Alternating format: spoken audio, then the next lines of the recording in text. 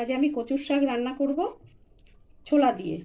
এবার প্রথমে কচুর শাকটাকে কেটে নিয়েছি, এবার কচুর শাকটাকে আমি সেদ্ধ বসাবো। গ্যাসটা জ্বালিয়ে দিলাম।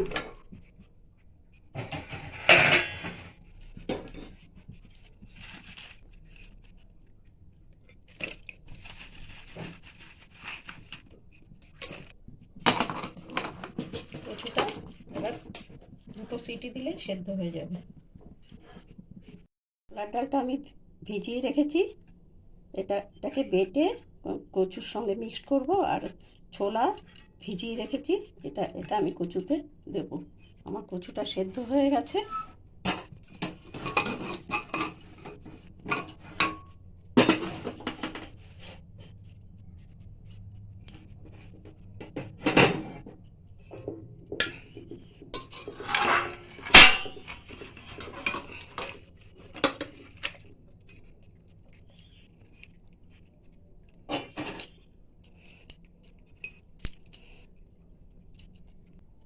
কড়াইতে তেল দিলাম।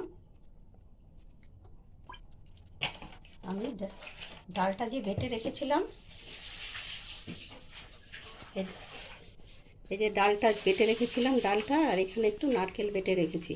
ডালটা আমি আগে একটু কড়াইতে নাড়িয়ে নেব।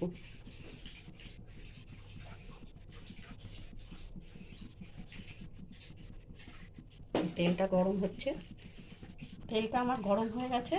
এর মধ্যে এবার ডাল বাটাটা একটু নাড়িয়ে নেব।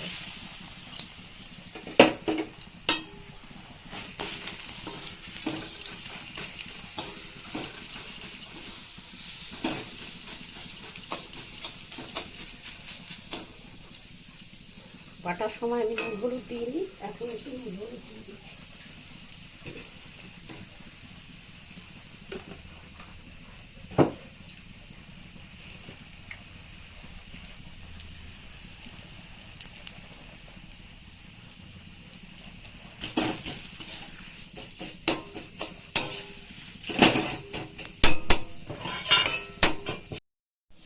ডাল বাটাটা আমার ঝুরঝুরে হয়ে গেছে। এবার এটা আমি নামিয়ে দিলাম।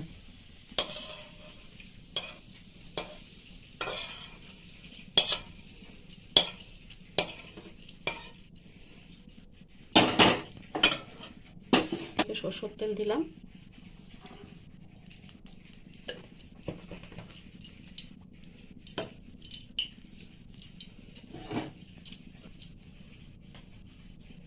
তেজপাতা ফোড়ন দিলাম, দুটো শুকনো লঙ্কা দিলাম,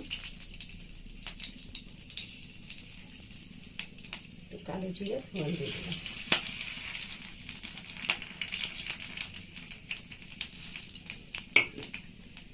আগের দিন রাতে আমি ছোলা ভিজিয়ে রেখেছি, এই ছোলাটা পুরো ভিজে গেছে। এটা আমি এবার তেলের মধ্যে দেবো।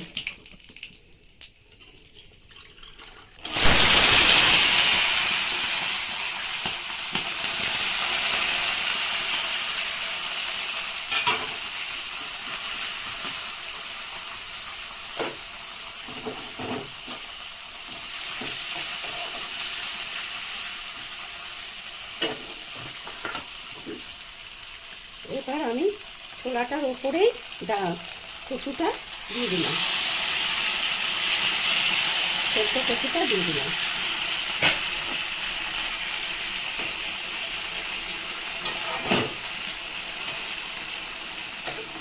ছোলাটা ভেতরে ভেতরে সেদ্ধ হয়ে যাবে।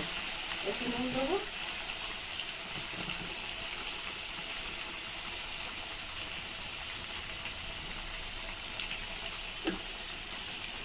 দেবো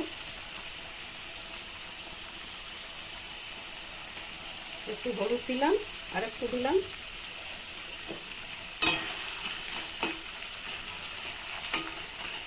এবার এটা আমি অনবরত নাড়তে থাকবো, অনবরত নাড়তে থাকবো।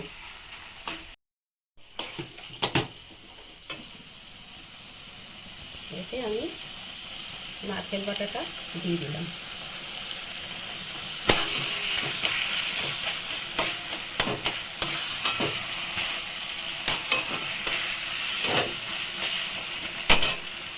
কাঁচা লঙ্কাটা দিয়ে দিলাম।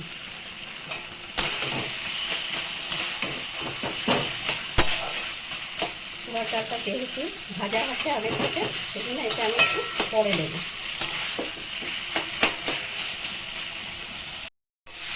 কচুটা আমার কিছুটা হয়ে এসেছে, এবার আমি এটা এর মধ্যে মিক্স করে দেবো।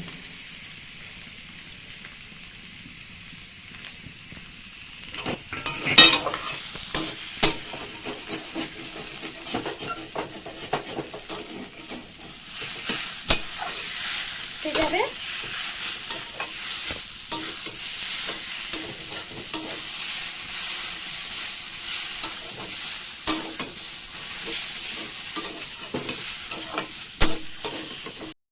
কচুটা আমার পুরো মিক্সড হয়ে গেছে ডাল বাটার সঙ্গে। এবার আমি এতে একটু মিষ্টি দেবো। যে কোনো নিরামিষ রান্নায় একটু মিষ্টি দিলে খাবারটার স্বাদ বাড়ে। মিষ্টিটা এতে একটু বেশি পরিমাণে দিতে হয়।